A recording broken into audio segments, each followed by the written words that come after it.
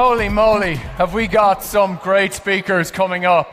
Okay, we're going to try to do something a little special because I've been inspired by what people are doing way down the back. Robbie, can you take the lights down? Let's see how much we can take the lights down. Let's go even further. Let's go. Wow. I want everybody here. Here we go. Come on. These guys are great up here. Fantastic. So, it's going to be difficult to clap holding this up.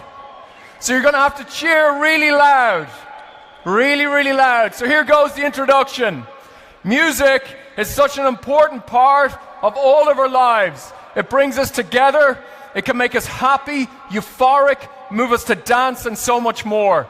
Technology has been transforming the creation and distribution of music at an increasing pace over the last decade. But what does the future hold? If anyone knows, it's going to be our next speakers. I've never seen a lineup like this on stage discussing the future of music. Please welcome, in conversation with Ben Beaumont Thomas, the music editor of The Guardian, the CEO of one of the biggest streaming platforms in the world, Deezer, Hans-Holger Albrecht, the multi-time Grammy Award-winning Wyclef Jean, and the world's #1 DJ, Martin Garrix.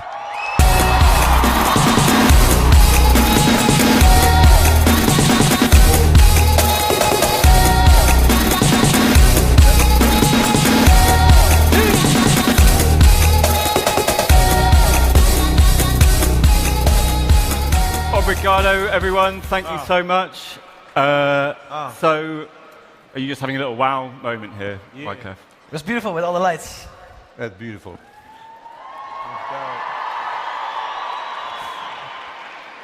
Yo, make some noise! I see a crowd. I'm glad he did that because I couldn't have pulled that off even a tiny little bit. Wyclef, we're going to talk about how technology can potentially save the music industry, and something I've seen this year that technology has really helped with, I think, is how music seems to have got so much more global. You've had the likes of Despacito and Latin pop come through. You've had African and Ghanaian and Nigerian music become more popular, even Korean and Japanese pop. Everything kind of coming together, and I think this is down to streaming and people having access to more music in that way. You as a musician, are you feeling like it's becoming more of a global sound at the moment? Are you riffing off those kind of different cultures? Well, I mean, for me, right, it starts off as a young Fuji. You know what I mean? I'm in the hood, 17-year-old, you know what I mean, eating chicken wings, right? And I have an epiphany. I want to do an album called The Score. Now, you have all these big studios with SSLs and Neves, and I'm like, no, we're going to do this album in my basement. So the idea for me I've always saw it in the beginning with the idea of you don't need all that equipment if you have the orchestra in your mind. I learned that from sitting in the studio with Michael Jackson. So for me, you know, we're in an era now, you can open up your laptop and from there, all of the software conversion is there. And I think this is much faster. It allows you to create much quicker. So for me, we embrace it as it moves forward, definitely. I know you taking inspiration from different things in a kind of interconnected world that we find ourselves in? Oh yeah, definitely. I don't play. So where I come from, just say, whether if it's Santana Maria, writing that, or Hips Don't Lie for Shakira, or being in Nigeria for a while, like before the explosion. I mean, I was with Two-Face, D'banj, and those guys, you know what I mean? So like me, first of all, like I'm a fan of the culture, right? So being a fan of the culture means we embrace all forms of music right from the gate. And that's the Fugees is short for refugees. And the idea is the globalization has always been there, but what tech has allowed us to do now is basically see how much closer we are than apart. And Martin, I mean, Martin is just 21, by the way, and had... Baby face. It's incredible. Compared to us. Baby face. I think when I was 21, all I'd really managed to achieve with my life is about losing my virginity, and I didn't even do that very well. And Martin is the #1 DJ in the world. What you've kind of grown up naturalized to social media and to digital culture. What has that kind of given you, right from day one? Well, for me, technology is a big part of my life. I started with the guitar, writing songs on the guitar, and then I always had to grab the guitar when I wanted to present a song to someone. And then I did some research on the internet, found this software program that I could produce my own music with, and I just started putting melodies, chord progressions into the computer, adding kick drums to it, and just having fun. And for me, I wouldn't be sitting here if I couldn't put my ideas in the computer. So for me, technology definitely played a big part in the start for me. Of course, right now, I love recording real instruments, but and also for me, social media is definitely a way that I can connect with the fans, and I also feel like it makes the world way smaller.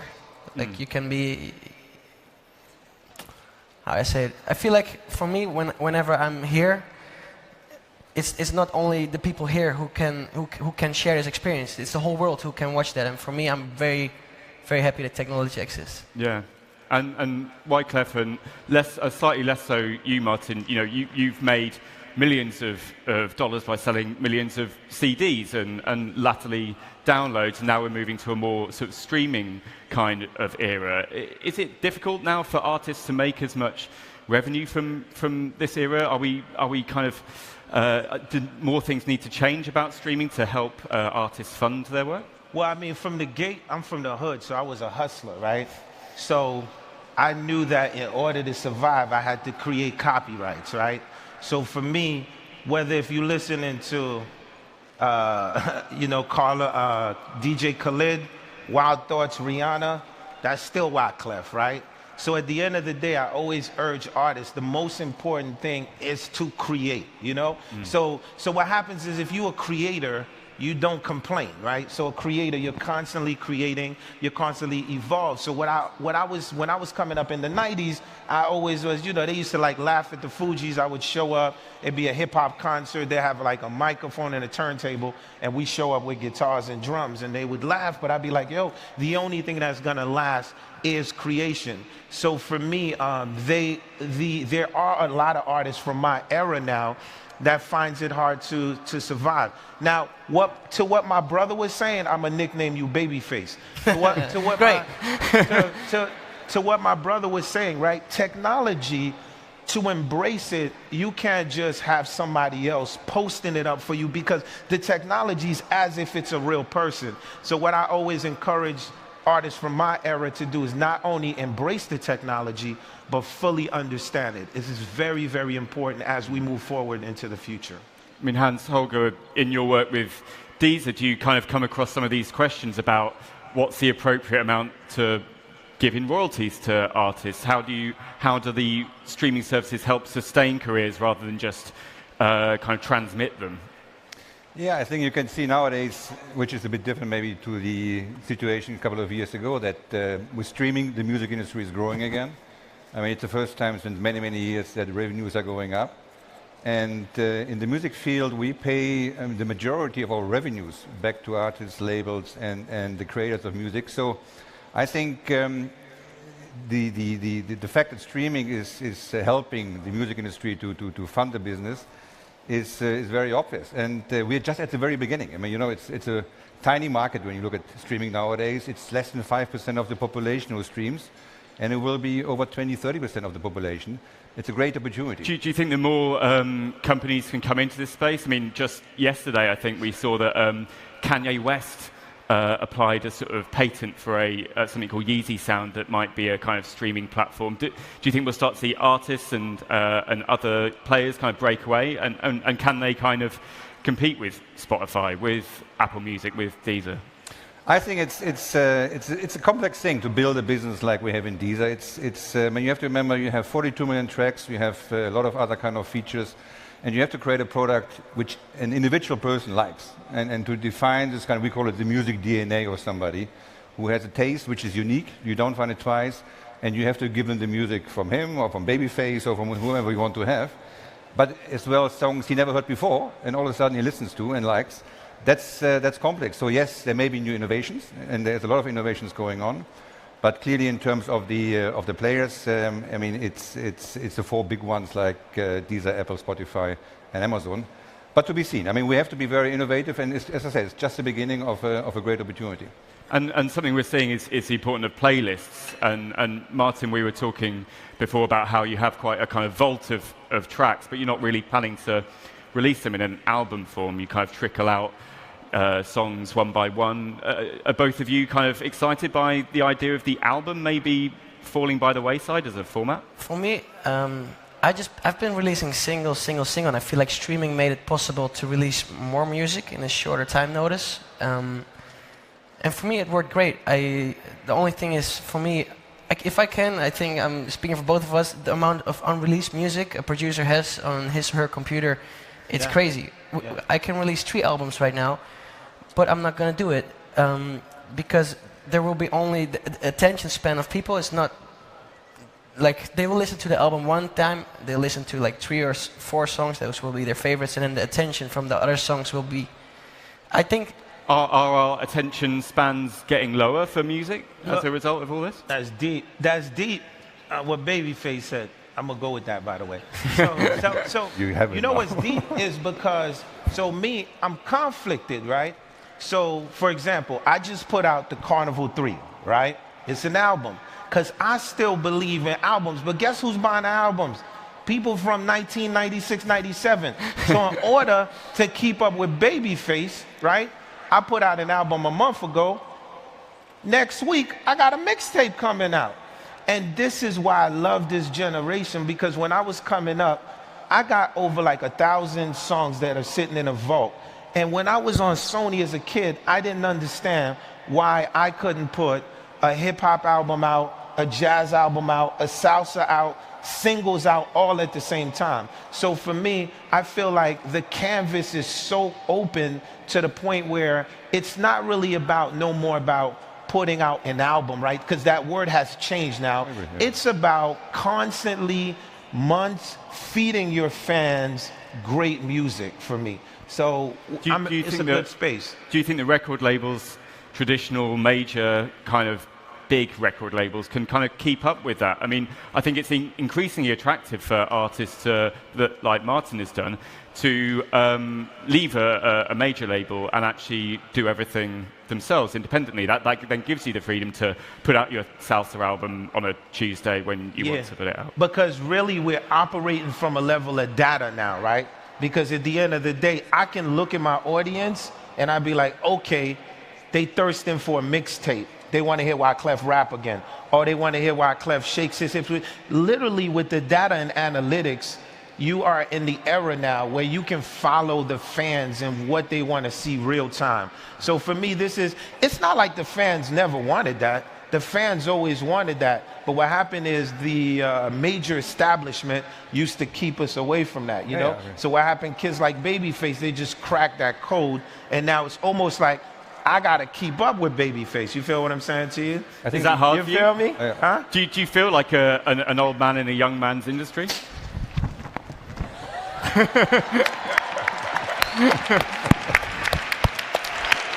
I guess that's a no. Nah, I'm gonna be at the Babyface concert doing handstands. Well, no, what happens is, once again, right, relative to old, right, is at the end of the day, right, whether if a kid is 21 or they're 41, everybody knows the Fugees, right? Even if they know of the Fugees, they still heard of the Fugees. Me and Carlos Santana, we was having this conversation weeks ago before I got the call from DJ Khaled that he would be like, yo, Clef, you know we the best, man. That's how Khaled always starts. Another one, right? He like, yo, I have this idea for your record, Maria Maria. So, and it's so funny, me and Carlos was talking about that. When you do great music, it's gonna find itself in every generation. So when someone is complaining, saying, oh, this is not working, because I look at it like you just a loser. Because at the end of the day, if you're producing content, like I was in the studio with Avicii, and when Avicii is turning on the laptop and we're talking about like great R&B, first thing he's gonna play is Ray Charles. So at the end of the day, you know, age is not a factor when you're talking about great material. So what we got to do is constantly keep producing great material. What's interesting about that is the likes of Ray Charles came up in an era when there were fewer kind of media outlets and a smaller number of big stars. Do you think that people can get to kind of Ray Charles, Michael Jackson, Prince kind of fame these days, or is it all quite a lot more sort of spread out and people are less focused on individual megastars? I think you still will have the mainstream, and you will find still the superstars. But I think the interesting thing, as you say, is that you unleash for the first time the music when it comes to streaming. I mean, we can tell you exactly where your fans are, what they listen, why, how. You can upload your songs on Deezer, and then we give you the data, and we can support you, which playlists you have. So I think it's a big revolution going on in terms of how people can consume music, which is great.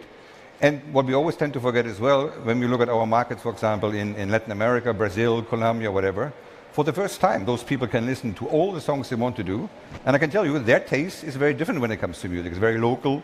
In Colombia, it's very religious music, for example. So I think what we have found is a model, you will still have good business, you will still have the superstars, but for the first time in history, every human being can choose his own music and listen to. And there's no label in between, there is no whatever technical issues in between. Is just free choice, which is great. And can you see from the data that you get the kinds of ways that people's tastes are changing?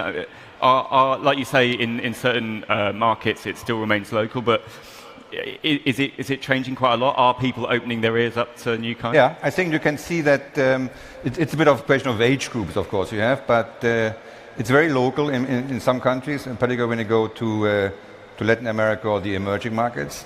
You can sense as well, which is interesting, that people love to listen to you two guys, for example, but they love the moment when they get a recommendation from us, which they never heard before, but they say, wow, that's a tone I love, or it can be even one of those kind of productions you haven't released. So I think it's much more flexible in that respect, and they cater to local taste and to the individual people. Yeah. And data can do this, and that's the reason why I think the combination of creative people and what we can do is a great opportunity for the industry. Guys, do you yourselves feel like you have a more cosmopolitan taste these days as a result of the kind of ways we listen to music? For me, good music is good music. A good song is a good song. It's not I'm listening to one genre. I listen to 10 different genres.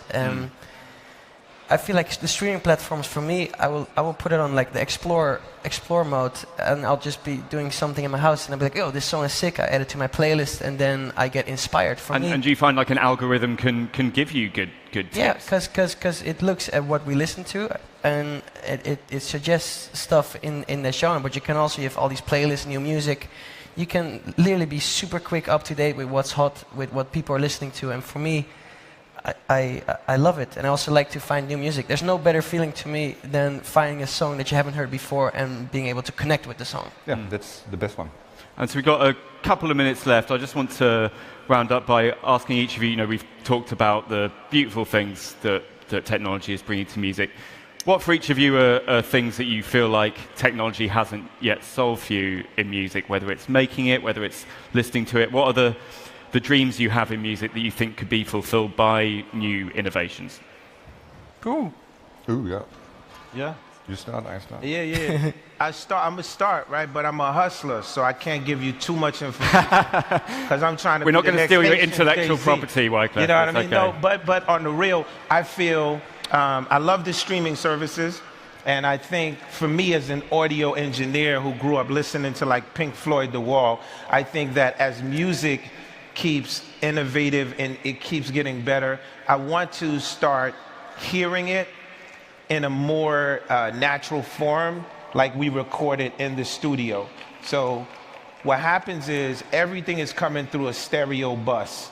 But when we put on the headphone at times, when we listen to Pink Floyd, The Wall, we get that binaural experience. So as the future moves forward, I would like to feel an audio experience that's intimate, like Babyface is right there with me in the room.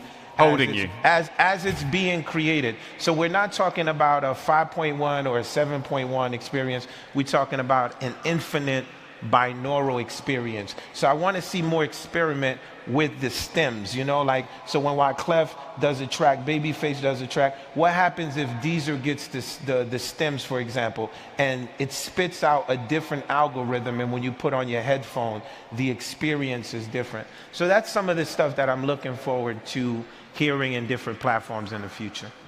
Martin? For me, I'm really happy with how the platforms are. The only one thing is the older music, it's produced differently, and right now music is very much compressed. So for me, it would be great to not ever have to touch the volume button again, because there's a lot of songs with a lot of sound difference in there.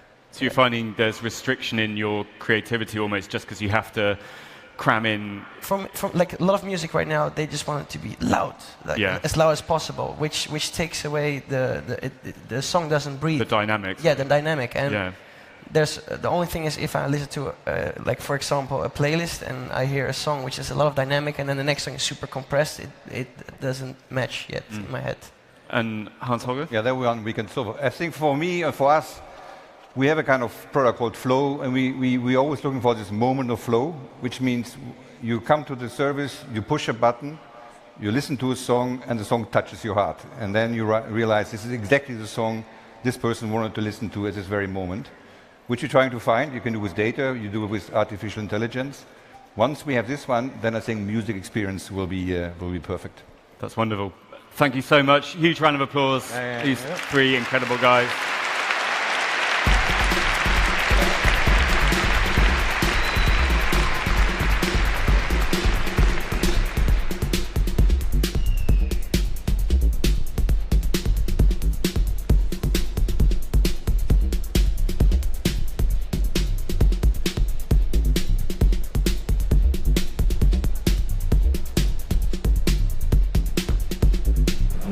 Millions and billions of YouTube views, huge hits worldwide, big shows, Coachella, you name it, he's done it. His name is Martin Garrix. He's going to be in conversation with Ben Beaumont Thomas from The Guardian.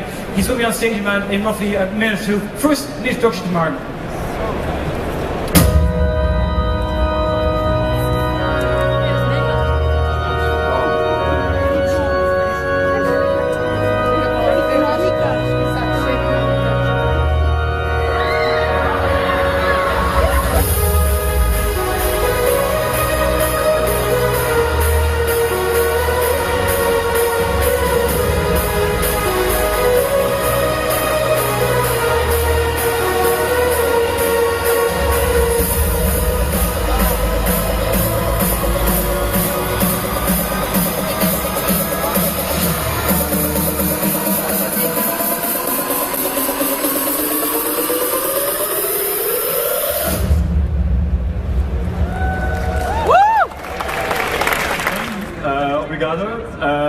Thank you, Martin. Now, I don't know about you guys, when I was about 15 or 16, I was mostly just trying to steal alcohol from my parents' cabinet, whereas Martin, on the other hand, was starting to put out these incredible tracks that have really kind of taken on a life of their own and become kind of supernova massive. And I really wanted to sort of start out by asking, you know, when you were that age, you know, early teenager, how did you kind of first start even thinking that you wanted to make music?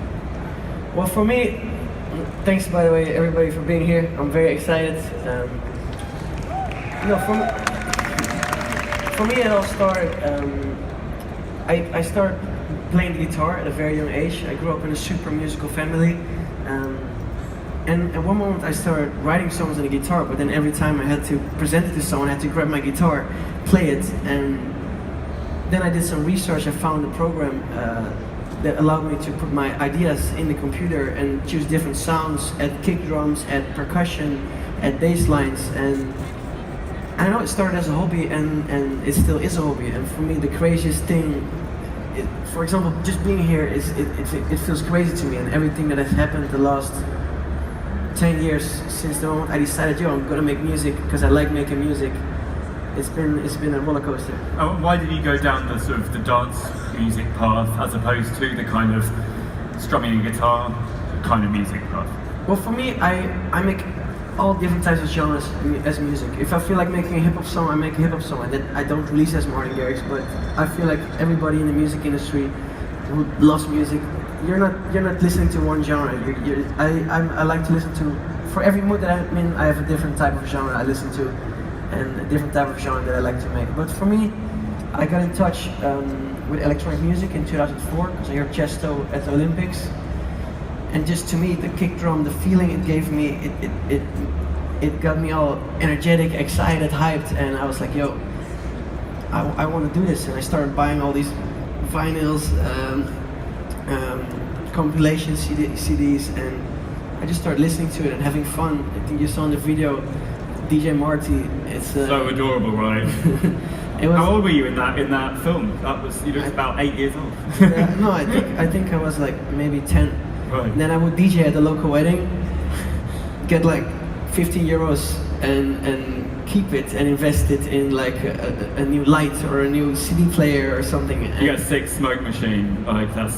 No, I had like a scanner, like a cool light with like a mirror, and I saved up money for it, and I was so excited when I could finally buy it. And that was like DJing wise, but also production wise. I started with a simple setup. I feel like a lot of teenagers have right now, just 2 studio monitors, a computer, and I also have a MIDI keyboard and my guitar. And I just started having fun. And then piece by piece, bit by bit, I started, like, after the first check I got, I bought a better computer because it always got stuck when I was working on a song, and I don't know, I just started having fun. And then you went to an actual production school, that's right, and you sort of quit your technical studies and moved towards musical studies. What did that give you that you wouldn't have got it had you not gone there? For me, I got signed to my first label at the age of 14, and I got in touch with that label because I was producing for other artists. I was like a ghost producer. I was. How were you getting in touch with other artists when you were 14? Were these like? I would just spam their emails. I would sneak into festivals with my USBs with music on it and give it to one of the artists, or just spam their emails. I was a lot on internet forums talking with other producers, and I don't know, then some people reached out to me. I did one song that got signed on Spinning Records, and they were like, yo, we heard this kid is 14, and they didn't believe that was real, so they invited me at the office. Then they wanted to see me work because they didn't believe I made my own stuff.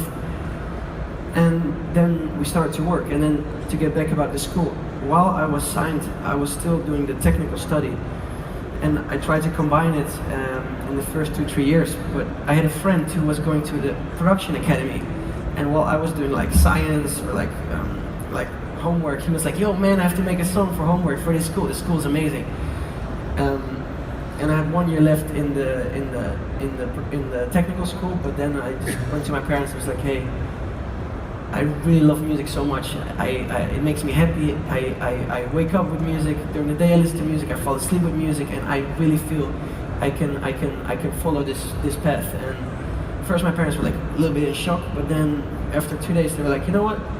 If you're happy, we're happy." And I feel like that moment my parents were really, their support. Without their support, I wouldn't have not been here, because I'm very thankful and very blessed to have their support. And then I switched to the production school. And then in the first year of that school, I did a song called Animals, and that was for me the song that literally switched my life, going from a bedroom producer to, as you saw in the video, to like the bigger main stages. And it all feels surreal because it all happened super quick. But do you think that you can actually, people out here who may be tinkering in their bedrooms, can you kind of do it all from your bedroom these days? The technology is there effectively to make animals. I feel like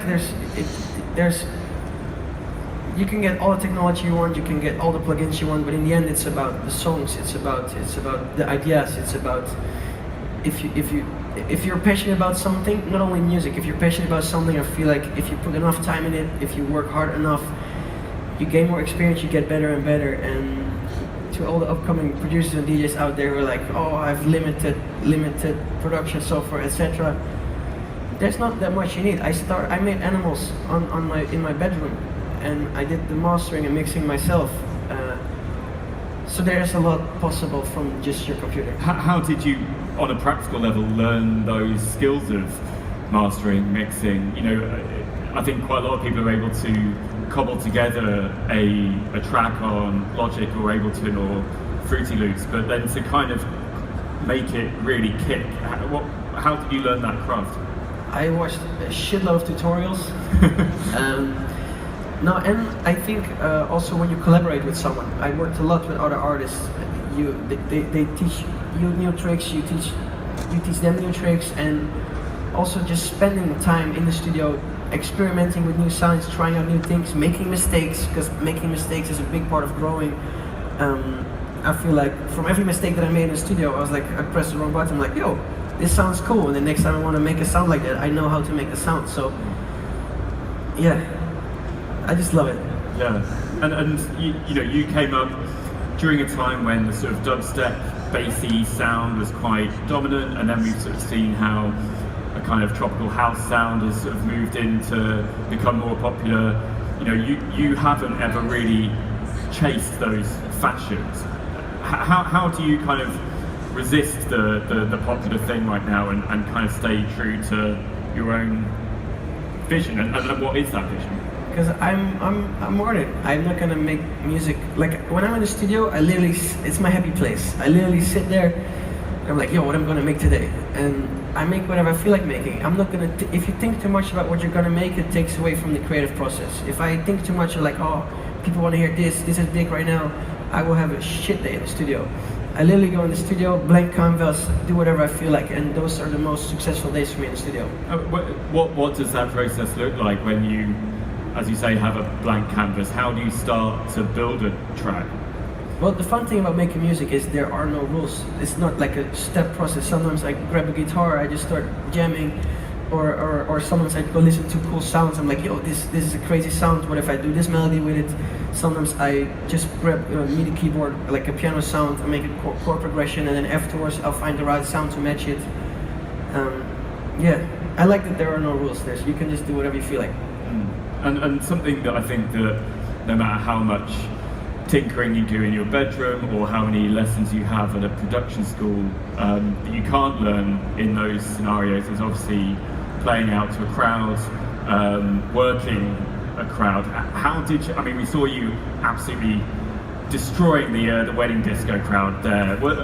How did you work out how to sort of build up and manipulate an audience live?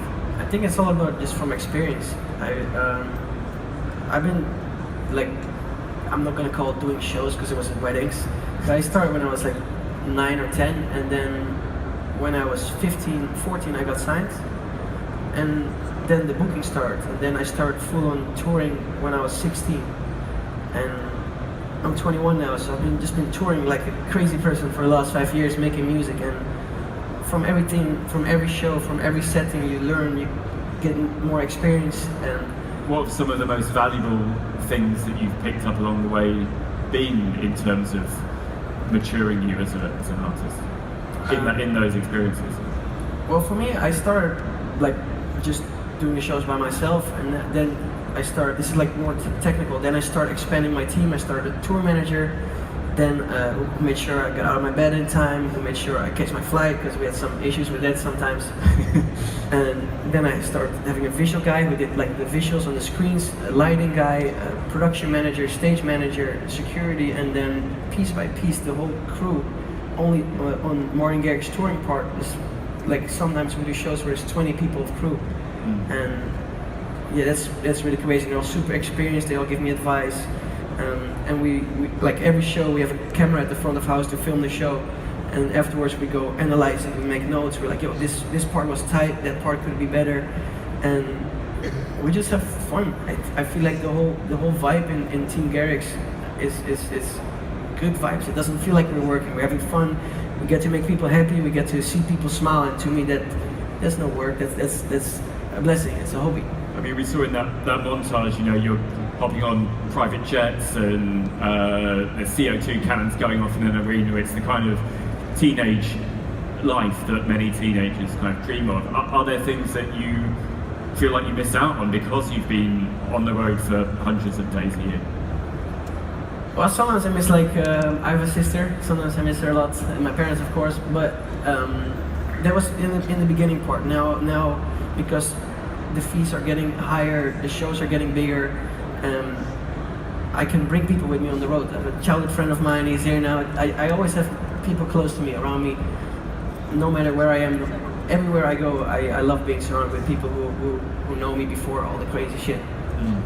Something that I think is really interesting is how, you know, you mentioned Spinning Records, who you put out some of your early work on, and then you actually ended up sort of going through a lawsuit to sort of extricate yourself from that label, and you created your own label. Yeah. What did that whole process teach you? Well, I love the entire team at Spinning Records, but for me there was a moment where it just felt wrong. At the moment I created something in my studio, they take it. It's theirs immediately. It doesn't even have to be finished yet. It's like you have a baby and you're proud of it, and someone comes, haha, that's mine. And lots of other stuff. I don't want to get into that too much, but long story short, I ended up like, fuck it, I'm gonna do it myself. And it's going super well now. I did my first, like all the singles I did last year were on the new label. I just took over a studio building in Amsterdam, which we're renovating. It's one of the most iconic studios in Amsterdam. And they reached out to me. They were like, "Yo, hey, we're gonna close the studio down. We're gonna sell the equipment. Are you interested in some of the equipment?" I was like, "Yo, why are you guys closing down the studio?" Because I remember first time I entered the studio, I was like, "Wow, look at all this hardware. Look at, like, it was a dream." And then I heard they were gonna sell, and I was like, "Nope, I'm not gonna do that." So I heard they were gonna close it. I took over the studio building. With the crew that's still in there. We're renovating all the studios for stamped recordings for my label, and I want to use it as a platform for new talent, new artists to have a creative environment, and most importantly, just to make cool music and share that with the world. Yeah, I mean, 'cause this is, I think, what is so interesting about the moment we find ourselves in the music industry, is that increasingly you can just go it alone. You don't need a major label to support you. You can kind of do everything yourself. Are you surprised that more artists don't do what you've done and take control of every aspect, from the, you know, the marketing to the production to the all these different kind of parts that traditionally another company has done? Well, for me, I just took everything under my own company. I have amazing people who do my marketing, but right now I think about 60 people working just for Martin Garrix, and it's on the booking side, management side, security, touring side, everything. And yeah, I like my label. I signed the big singles out to Sony, so I still have a major helping me, supporting me, pushing the songs to like the bigger audience. But no, for me, doing everything in house, you're able to move so much quicker, and I don't know. I love the team. I surround myself with people who inspire me, people who I look up to, people who want to make me work harder, who don't want me to fall. Like, I don't want to fall asleep because I want to work. I want to tour the world with them. I want to make music. I want to have fun and see people smiling. To me, getting to share those experiences, creating a team of people around me who I look up to, inspire me, and that, yeah, it's amazing. And how do you kind of find new artists? I mean, we've heard a lot of stories from A&Rs in the past about who now, you know, they don't go down to a pub or a bar to try and find the next big thing. They'll trawl through SoundCloud, they'll trawl online. What are the methods that you use to try and find the most exciting new people? It's everywhere. Sometimes word, like if someone says, "Yo, this artist is sick," for me, how I did it a lot, I just put on Spotify random or discover new music, and when there's a song I like, I put it in my playlist, and I ended up with a playlist with sick music. And then I reached out to those guys like, "Hey, I have my label, you want to release music here?" And we sign people just with one-off tracks. We don't need the whole headache deal, like, "Yo, we need this amount of songs for the next 4 years," because I know as an artist that's not, you feel a little bit trapped, and I just want an artist, I want to have a platform for artists to just feel good about their music. I don't want to screw them with money and stuff. I don't need to make money. Like touring wise, my own music is going great. I just want to have a platform for new, young, upcoming talent. Sometimes old people, I don't care. If it's good, it's good. And also with the label, I don't only want to do electronic music. I want to do all different types of genres. We've been releasing one song every week now for the last month, and one song was a hip hop song. And I like diversity.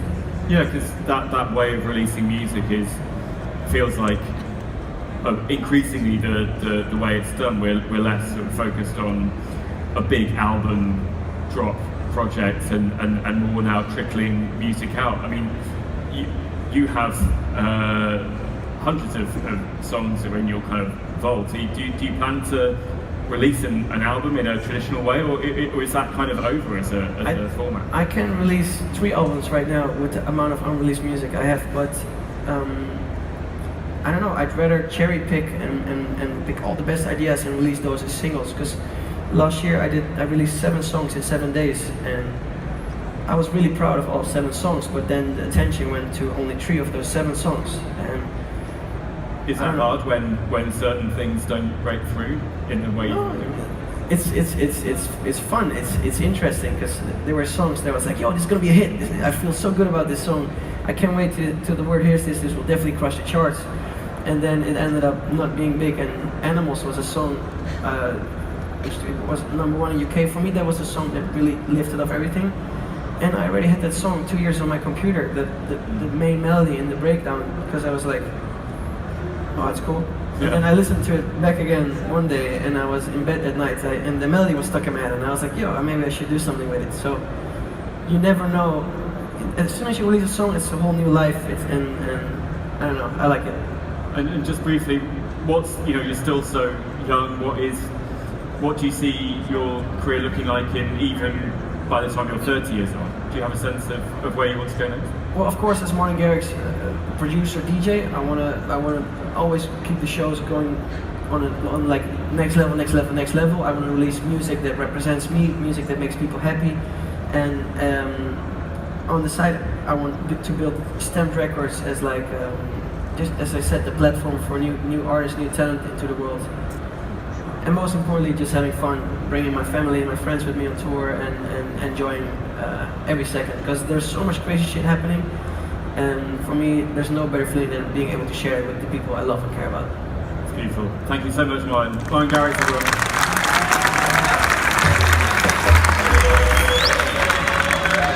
About to have Summit in Portugal. Are you enjoying Portugal and this event? I love Portugal.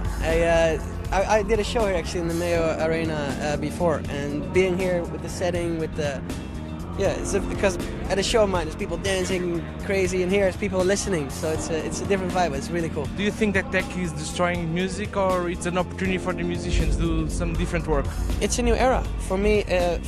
Tech has helped me a lot. I write the stuff on my guitar and piano, but I put it in my computer, so I need technology for my music, and I don't see it as a bad thing. I see it as a new chapter for the music industry. Streaming is getting huge right now, and I'm just sitting, observing, and like changing to whatever is happening.